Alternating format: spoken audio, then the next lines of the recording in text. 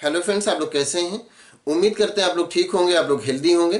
Friends, आज एक छोटा सा क्वेश्चन है कि जो किडनी में स्टोन होता है, जो गुर्दे की पथरी होती है, ये क्या होता है, किस तरह का ये स्टोन होता है। तो किडनी के स्टोन को समझने के लिए उससे पहले हम जान लेते हैं यूरिन के बारे में। तो यूरिन जो होता है वो यूरिक एसिड और sodium, potassium, phosphate, calcium oxalate, इन सब का कंपाउंड होता है। ये सब यूरिन में पाया जाता है। तो जब इनका लेवल बहुत हाई हो जाता है, जब इनका लेवल बहुत हाई हो जाता है तो ये सब आपस में मिल करके क्रिस्टल का रूप ले लेते हैं, क्रिस्टल के फॉर्म में ये सब बन जाते हैं।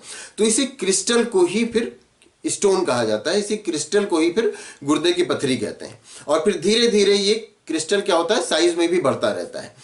फिर उसके बाद क्या होता है कि जो गुर्दे की पथरी होती है, जो या गुर्दे में जो पथरी होती है, वो फिर जो गुर्दा या किडनी है उसके फंक्शन पर भी इफेक्ट डालती है।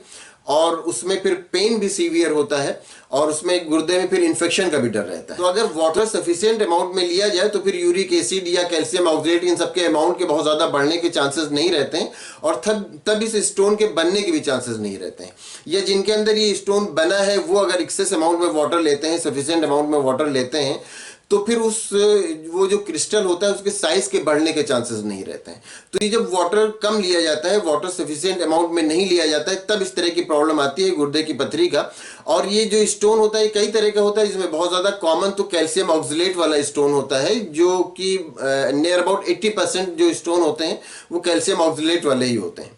तो जो आपका क्वेश्चन है कि गुर्दे की पथरी क्या होती है, तो उम्मीद करते हैं आप अच्छी तरह समझ गए होंगे कि जो यूरिन में यूरिक एसिड है, कैल्शियम ऑक्सलेट है, सोडियम, पोटेशियम, फॉस्फेट, जब हाई अमाउंट में होते हैं तो ये सब मिल करके क्रिस्टल का रूप ले लेते हैं और वही गुर्दे की पथरी कहलाती है या वही किडनी में स्टोन कहलाता है। तो उम्मीद करते हैं आपको आपके क्वेश्चन का आंसर मिल गया होगा। अगर इसमें किसी तरह का कोई कंफ्यूजन है या कोई और क्वेश्चन है तो आप पूछ सकते हैं। Thank you.